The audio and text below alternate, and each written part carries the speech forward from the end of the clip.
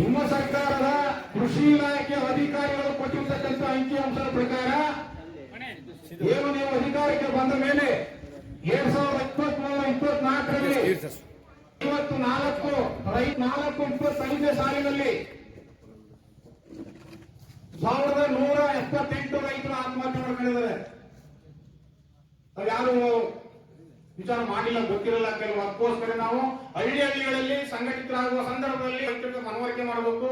ಯಾಕೆ ಈ ಸರ್ಕಾರಗಳು ಈ ಧೋರಣೆಗಳನ್ನ ಮಾಡ್ತಾ ಇದೆ, ರೈತರನ್ನ ಯಾಕೆ ಈ ಶೋಷಣೆಗಳನ್ನ ಮಾಡ್ತಾ ಇದೆ ಅಂತ ಹೇಳಿ ನಾವು ಹಳ್ಳಿಗಳಲ್ಲಿ ಮೊದಲು ಗ್ರಾಮಾಂತರದಲ್ಲಿ ನಾವು ಒಗ್ಗಟ್ಟಾದ್ರೆ ರೈತರು ಎಲ್ಲವೂ ಕೂಡ ಸರಿ ಹೋಗ್ಬೋದು.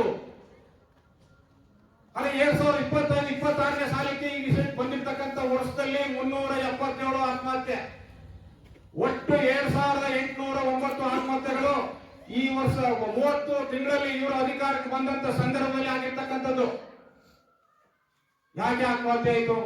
ಸರಿಯಾದ ರೀತಿಯಲ್ಲಿ ನೀವು ವೈಜ್ಞಾನಿಕ ಬೆಲೆ ಕೊಡ್ತಾ ಇಲ್ಲ, ನೀರಾವರಿಗಳಿಗೆ ಆದ್ಯತೆ ಕೊಡ್ತಾ ಇಲ್ಲ, ಸಬ್ಸಿಡಿಗಳನ್ನ ಈಗ ಸಂಪೂರ್ಣವಾಗಿ ನಾಶ ಮಾಡಿ ಕಿತ್ತಾಕಿದ್ರಿ, ಬೆಳೆ ವಿಮೆ ಇಲ್ಲ, ಫಸಲು ನಷ್ಟ ಆದ್ರೆ ಬೆಳೆ ವಿಮೆ ಕೊಡಬೇಕು ಸರ್ಕಾರ, ಬೆಳೆ ವಿಮೆ ಇಲ್ಲ, ಅದಕ್ಕೊಂದು ಮಾನದಂಡ ಇಲ್ಲ. ಮತ್ತೆ ಮೊದಲನೇದಾಗಿ ಕಬ್ಬು ಬೆಳೆಗಾರ ವಿಚಾರದಲ್ಲಿ ಇಡೀ ರಾಜ್ಯಾದ್ಯಂತ ಕತ್ತು ಉಳಿತಿದ್ರು ಕೂಡ ರಾಜ್ಯ ಸರ್ಕಾರ ಯಾವುದೇ ಕಾರಣಕ್ಕೂ ಕಾರ್ಯಂಗಿಲ್ಲ. ಒಂದು ಉತ್ತರ ಕರ್ನಾಟಕ, ಒಂದು ದಕ್ಷಿಣ ಕರ್ನಾಟಕ ಅಂತೇಳಿ ವಿಭಜನೆ ಮಾಡ್ಕೊಂಡು ನೀವು ಆಡಳಿತವನ್ನ ಮಾಡ್ತಾ ಇದ್ದೀರಿ. ಇದಾಗಬಾರ್ದು. ದಕ್ಷಿಣ ಕರ್ನಾಟಕದ 16 ಕಾರ್ಖಾನೆಗಳ ಮಾಲೀಕರನ್ನ ನೀವು ಕರೆದು ಸಭೆಯನ್ನ ಮಾಡಿಲ್ಲ ಇಲ್ಲಿವರೆಗೂ ಅಂತೇಳಿ ನಾವು ಚಿಂತನೆ ಮಾಡಬೇಕಾಗಿದೆ ಬಂಧುಗಳು. ಉತ್ತರ ಕರ್ನಾಟಕದಲ್ಲಿ ಇವತ್ತು ಏನು ಎಕ್ಸ್ಪೀಡ್ ಅಂತ ಹೇಳಿ, ಎಕ್ಸ್ಪೀಡ್ ಅಂತಂದ್ರೆ ಕಾರ್ಖಾನೆ ಮಾಲೀಕರೇ ಕಬ್ಬನ್ನ ಕಟಾವು ಮಾಡಿ ಸರಬರಾಜು ಅವರ ಕಾರ್ಖಾನೆ ಮಾಡ್ತಕ್ಕಂಥ ಖರ್ಚನ್ನ ಕಾರ್ಖಾನೆ ಮಾಲೀಕರು ಮಾಡ್ತಾ ಇದ್ದಾರೆ.